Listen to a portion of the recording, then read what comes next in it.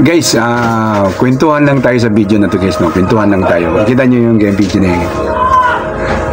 Okay, di ba?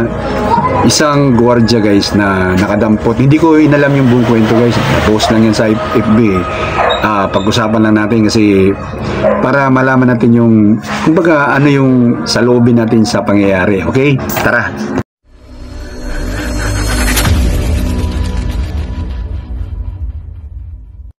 Alright guys, welcome sa Riddles TV. 14 years more or less bilang security officer, security guard, no? So guys, baka magulat kayo, mahaba buhok, parang rockers lang, at nakasando. Ito ba isang security officer, security guard? Kasi guys, ako po ay isa na, retired na po ako, hindi na po ako active sa duty. Isa na po akong freelance ngayon, no? So nagbabahagi po ako ng mga kaalaman ko, experiences ko sa aking trabaho bilang security officer, security guard. So gusto niyo po kung nabakil pa. Kung gusto nyo pong makakuha ng mga video regarding security guard matters, pumunta kayo sa channel ko guys, ayan. Pindutin nyo yung playlist. At pag napunta na kayo sa playlist, ayan po, may security guard matters dyan. Marami po tayong video dyan guys na makakatagdag kaalaman sa inyo. Kung kayo ay balak mag-security guard o nag-duty na ng security guard at medyo kulang sa mga experiences or kaya training, magdadagdag sa inyo ng kaalaman ng mga video nating ginagawa guys, no? Ngayon, kung magtatanong naman kayo kung sino yung nagsasalita sa harapan nyo, ay pumunta na lang kayo dyan sa mga video ko, magbibigay sa inyo ng lead. Kasi baka isipin nyo, addict, kasi mahaba buhok. Kaya kung gusto nyo makilala ang nagsasalita sa harap ng camera, nandyan ito yung mga video tayo dyan. Magbibigay sa inyo ng lead kung sino yung nagsasalita sa harapan nyo guys, no? So, pag-uusapan natin guys ang regarding ito. Yan. Okay? Isang security guard daw na nag-turnover ng 2.8 million pesos. Allah. At bilang pasalamat, binigyan ng 50 pesos. At hindi niya tinanggap dahil hindi daw siya tumatanggap ng tip kasi isa siyang dakilang security guard at kanyang tungkulin ay kanya lang pinapatupad. Anyway, so pag-usapan natin yung guys, tama ba yung ginawa ng security guard na i-turnover niya yung 2.8 million na nadampot niya? At tama ba yung hindi niya tinanggap yung 50 pesos? At siya ba ay isang dakilang security guard? Okay? So, una-una guys, in dalawang kwantay guys, dalawang side ang pag-uusapan natin. Isang tinatawag na matinong moves at isa namang medyo may pakapilyo ng moves, no?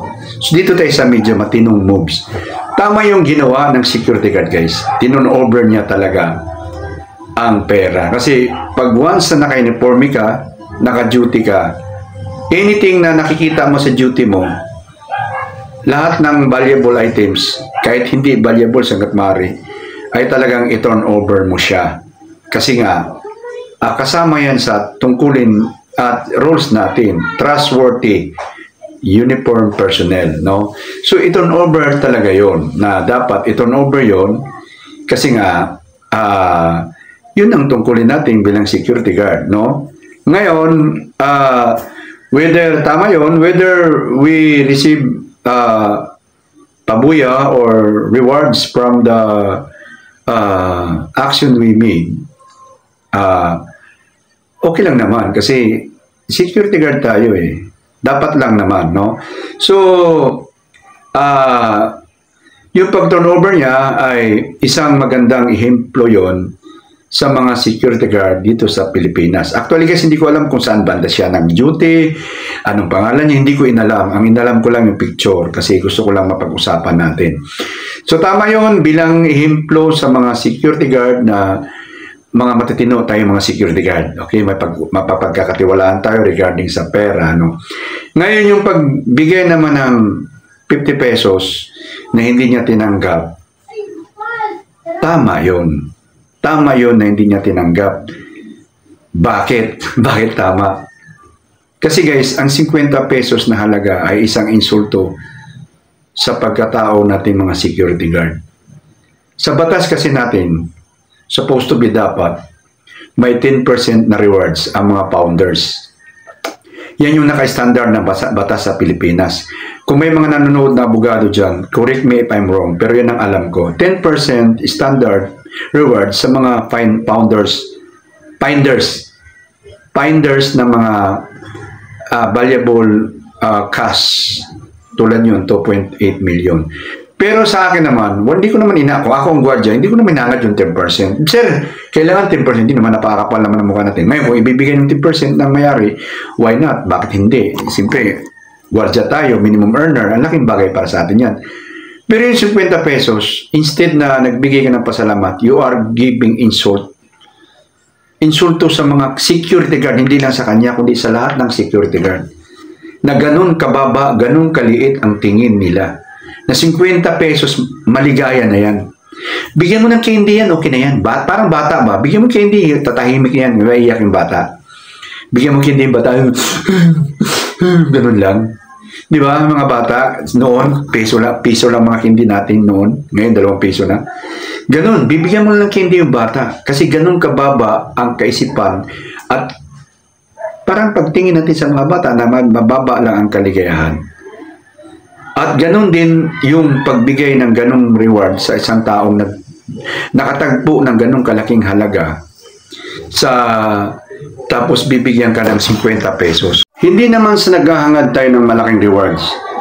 Walang ganon. Hindi naman sa ganon. Pero sana naman sapat na maramdaman mo ang ligaya na yung mapil mo na ikaw ay binigyan ng rewards dahil sa kagandahang action na ginawa mo sa sitwasyon. Ngayon, tama ba yung sasabihin mo nang hindi ka tumatanggap ng tip dahil isa kang matinong security guard? Guys, mayroon na akong video dyan. Alamin na lang ninyo.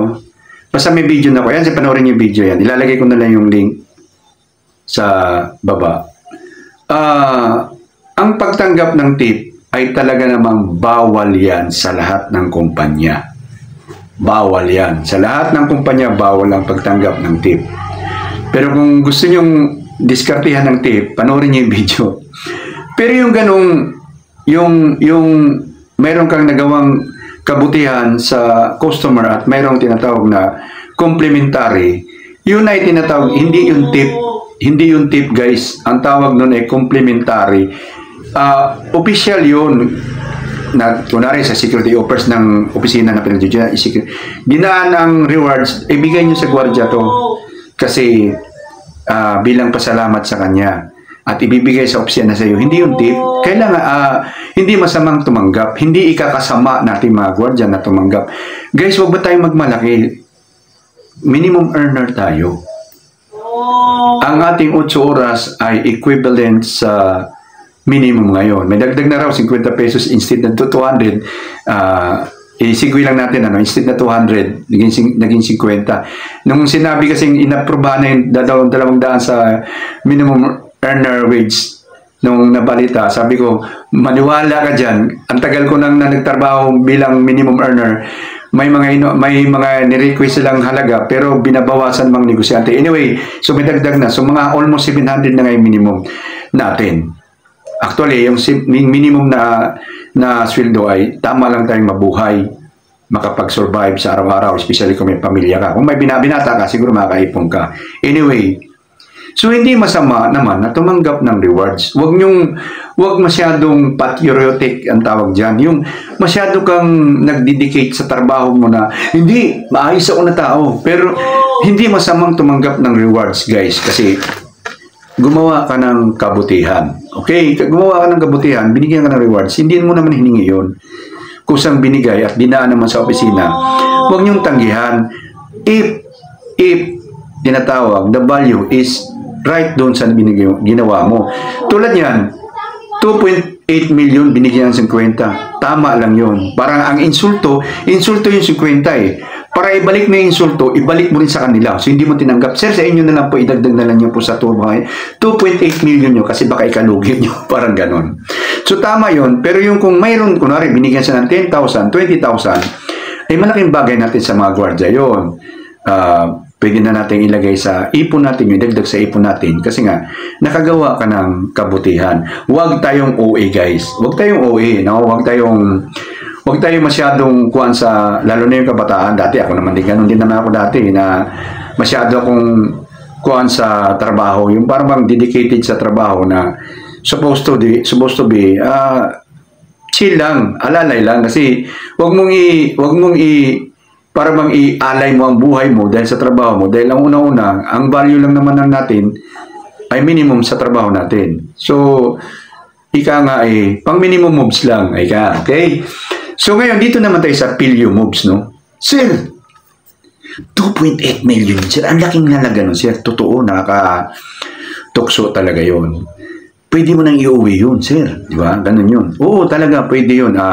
Kunwari, Pilyo moves tayo, Kasi ngayon, guys, depende ngayon sa sitwasyon yan. Kung ang area mo, kasi kung 2.8 million, malaking issue yun. Sugal yun. Kung iuwi mo yun, itatago mo lang. Sugal yun. Di ba? Kunwari, naka-duty ka. May mga CCTV kasi sa area ngayon. So, pwede kang matrace. Kunwari, nakalagay sa bag. Nakalagay yun sa bag ng puti. Nakalagay yun sa attache case, ganun. Tapos nakita ka, nabitbit sa CCTV. Medyo mahirapan ka. Kaya no choice ka kung delete on over talaga kasi. Pero kung ang area ay kunwari walang CCTV at hindi ka dadaan sa mga entrances, kunwari nasa parkingan. Nangyari kasi sa akin yan, guys. Nag-duty ako sa bangko. Ngayon, nag-duty ako sa bangko. Hindi ako nagmamalinis, hindi ako nagkukuha na may kapilyuhan din naman kasi tayo, kahit paano. So, nag-duty ako sa bangko. Ngayon, nung pagpunta ko, kasi officer ako nirubing ko ngayon yung perimeter area. Nirubing ko. Ngayon, pag-rubing ko, nagulat ako, guys, doon sa perimeter area, nakalantad yung tatlong bandil na tagwa 100,000, nakalantad doon, tag 1,000. So ngayon, lumaki mata ko, naglaro agad yung isip ko, iuwi ko ba to? I-turn over ko ba to? Kasi nasa parking area, wala, ang tahimik, walang CCTV. So ngayon, wala na, hirap ako nung panahon na yun. May anak ako nag-aaral, ang dami kong utang, ang dami kong mga bayarin, nandun. So, dinampot ko ngayon, guys, dinampot ko. So, ang nasa isip ko talaga noon, di ba? Akin na to, parang ganon. Kaso lang, guys, pag umikot, ang bilis ng saksakyan, umikot agad. So, nakatayo ako, nilagay ko sa bulsa. Sir, may nakita ba yung kanya, sir? Magkano ba yun, ma'am? Ganon. Ganito yun, sir, ganon. Kasi, nabutas pala yung kanyang nilagyan na nilagyan na folder, nabutas kasi basa yung kamay kasi mapasma, nabutas sa sobrang dami ng pera, nalaglag pagsakay niya. Kaya lang, bago ko tinonover, inimbestigahan ko muna. Binigyan ko ng ID, proper. Okay. So, ganun, kasi nakakatukso naman talaga. Nakakatukso ang mga pagkakataon na ganun. So, kahanga-hanga ang mga gwardiya na nagtuturn over ng tinatawag na ganun kalaking halaga, tapos iinsultuhin ka lang. Anyway, so, kung may uwi mo yun, ay talagang palit karir na yun. Ika nga, marunong kang magtansya. Saan mo dadali yung pera, anong gagawin mo, hindi ka magpapahalata. Kasi talagang kuwan ka yung kabado ka, kuwan ka palagi, anxiety mo palagi, pero huwag ka nga, sugal buhay na tayo kasi minimum earner lang tayo kung mangyayari sa atin yan, iuwi natin yon, di ba? Pwede naman gawin mo yon, pero yun na nga, kailangan malinis ang kuwan mo, hindi ko tinuturo sa inyo to, guys, para gawin mo yun. Ang ibig ko sabihin, may mga pilyong galawan lang, mga pilyong kuwan na pwede mong iuwi. Kasi bakit? Kita mo, tinonover mo ng maayos, bigyan ka ng 50, di ba? Parang nakakaloko. Kung ikaw ay tinabla ng gwardiya yon, tapos ka, diba? Tapos yung 2.8 million mo, kung tinabla ng gwardiya yon, kaya inuwi ng gwardiya yon, diba? So, nangyayari talagang na magkakaroon ng intensyon yung gwardiya kasi nga maraming kahirapan sa buhay ngayon, nandun na yung pagkakataon, no? Pero hindi ginawa ng security guard. Kasi nga, mas pinili niya magserbisyo ng maayos. Ganon ang puntong dapat na mabigyan ka man lang ng tamang rewards, no? Hindi yung basta ka na lang insultuhin na 50 pesos yung... In the first place, bakit mo naiwan ikaw tao 2.8 million, bakit mo naiwan yan? Bakit mo nailagay yan, nailaglag yan? Ibig sabihin, careless ka. Ngayon, nakatagpo ka ng gwardya na matino, maayos mag-isip. Yun nga, kung makatagpo ka ng gwardya nga na ang galing dumiskarte, iuwi niya yung pera at imamanage niya. Maraming mga tuso ngayon na tao. Sabi ko nga, minsan na akong natukso din yung nalaglag na pera na talagang natukso din talaga ako noon. Mabuti na lang si Lord mismo ang naggawa ng move na huwag mong gawin niya. Kasi nung panahon na yon talagang ang lakas ng tukso sa isip ko noon dahil nga sa sobrang hirap. Kasi nung panahon na yon nag-aaral yung mga anak ko sabay-sabay. Dami kong utang. Nagkakasakit pa yung mga anak ko. Punong-puno ako ng utang. Halos magpasagasa na nga ako minsan kasi nga sa sobrang bigat talagang kuwan. So dumating yun. Yung panahon na yun, nalaglag doon sa bangko, nalaglag. Kuwan na, naghahati na yung isip ko noon. Iuwi ko, i-turn over ko. Kasi nung panahon na yun, malinis eh. Nasa parkingan, maliwanag na walang CCTV. Tahimik yung parkingan kasi sa likod ng building namin. Nag-ikot ako sa Iyako Officer eh. Tapos tahimik, walang nakakaalam, walang nakakita. So talagang nandun yung opportunity. So ang isip ko noon, hati, i-turn over o iuwi. Pero mukhang pumunta na sa 60% yung iuwi eh. Uwi mo yan, sa'yo na yan. Wala naman nakita, walang pangalan, wala kwan. Kaso lang si Lord mismo ang gumawa ng paraan na hindi masira ang aking reputasyon. Umikot ngayon yung kuhan, nagmadali at nandoon. So hindi ko naman agad-agad tinon over. So guys, hindi masamang kuhan tumanggap ng rewards kung makakatagpo ka ng tinatawag na ganong sitwasyon. Huwag niyong sabihin kuhan, huwag niyong itanggihan na, ay sir, hindi ko tatanggapin yan kasi trabaho ko lang naman yun. Huwag kayong ipokrito na tao bilang security guard. Huwag kayong ipokrito. Kasi, in the end of the day, kahit makakitagpo ka ng 10 million dyan, 15 million dyan sa trabaho mo, once na nakagawa ka ng medyo matindi-tinding violation din, o magkagawa ka ng kuan, bura yun.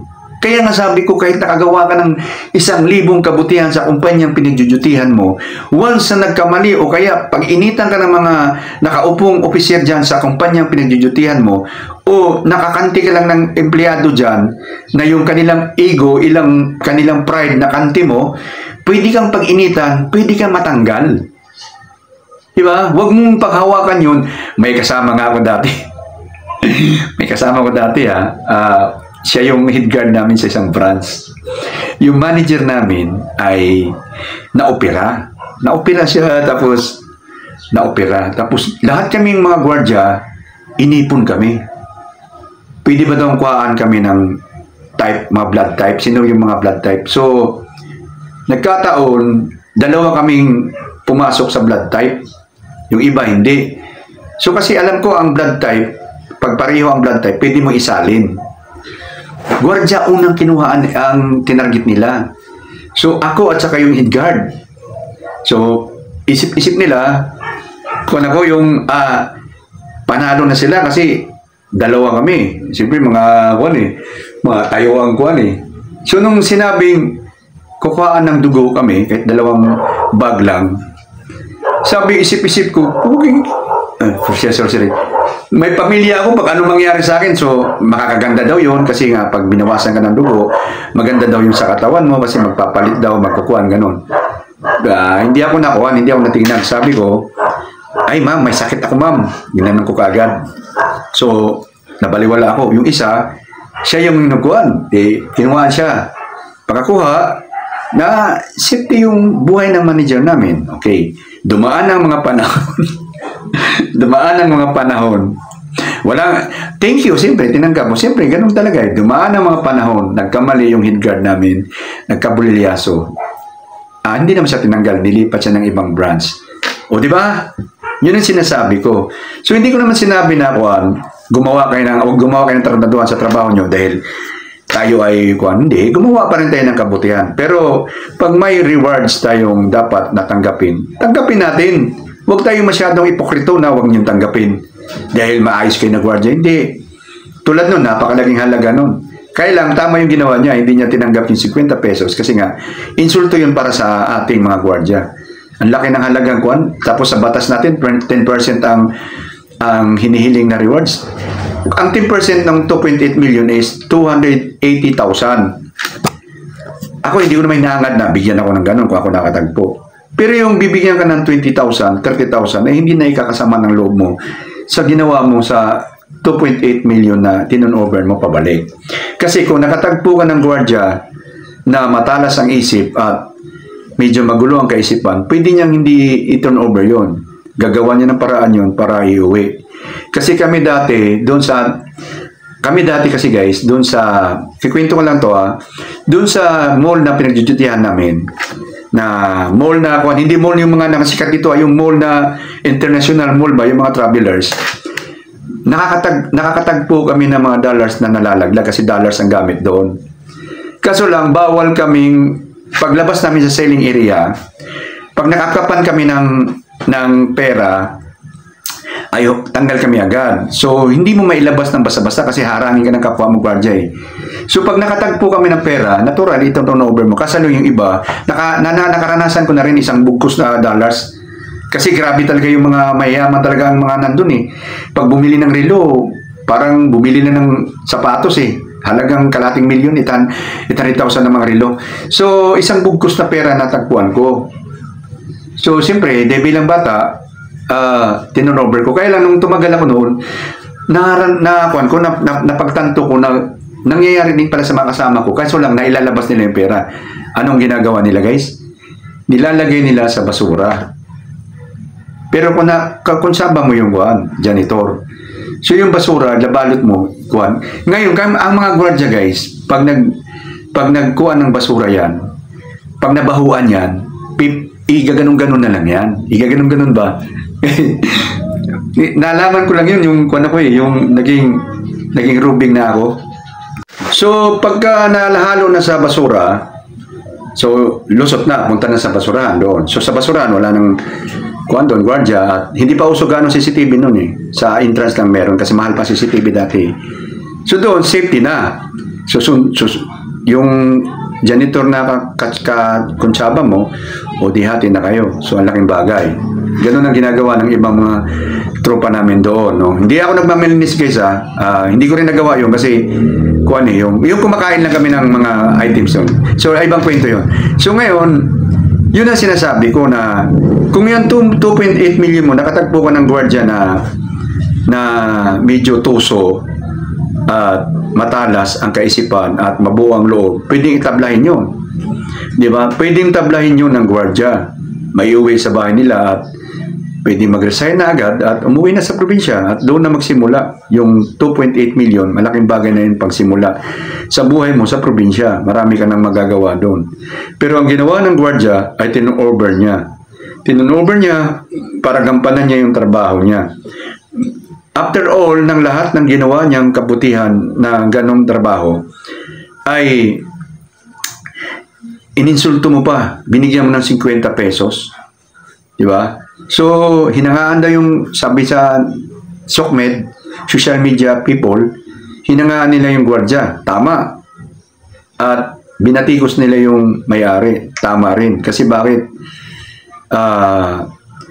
Insulto yon sa gwardiya na ginawa mo, binigyan mo lang ng 50, parang pinamukha mo na, o bigyan mo lang ng candy yan. Diba? Kay Tol pumayari yun, baka insultihin niya yung may-ari. Katanga-tanga mong tao, 2.8 million mawala sa kamay mo, sa pangangalaga mo. Isipin mo yan, ganun kalaking halaga, nawala sa ganun ka katanga. Tapos ngayon, kahit 10,000 man lang, hindi ka makapagbigay dun sa taong nakahanap. May ibang kwento yan guys, na isang janitress din sa ating airport, nakatagpo ng malaking halaga, Arabo ang may-ari. Naiuwi niya pa sa bahay yung ganong guys, yung items, pera at saka mga lahas, naiuwi niya pa, tapos binalik na lang din niya dun sa Isipin mo. Pero anong ginawa? Walang binigay kahit isang man lang.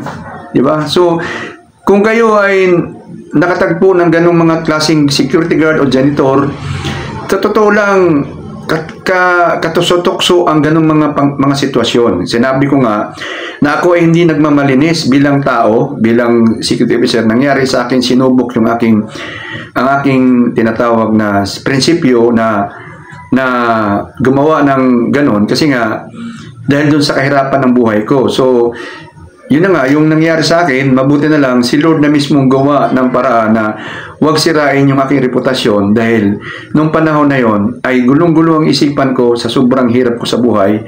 Tapos nandun yung sitwasyon na dumating at mabuti na lang si Lord ay gumawa ng paraan para hindi ako masira. Ngayon, baka tinanong niyo, sir, wala bang binigay sa'yo? Wala, kasi ang nangyari yung kasi ay nabalikan nila agad. Hindi ba tumagal. Bumalik sila agad kasi napansin ng babae na punit na pala yung kuha niya at nakita niya na kasi madaling bilangin, kunwari 1 million ang i-withdraw mo sa bangko. Madaling bilangin yun kasi bandil-bandil na tag 1,000 na tag 100,000 eh. O kaya 500. So nakita niya siguro kulang, balik sila agad. Ni-return nila agad yung sasakyan. At saka yung tao na yun ay hindi naman yung may-ari mismo ng pera. Sa company din yun, inutusan lang din sila mga messenger. So hindi ko na hinangad din na mabigyan ako. Ang akin lang na bigyan ko ng turnover ng maayos. So hindi ko na ikukwento sa inyo yung proper turnover kasi ibang topic na yun. So guys, I hope na nagkaroon tayo ng maayos na kaisipan ngayon.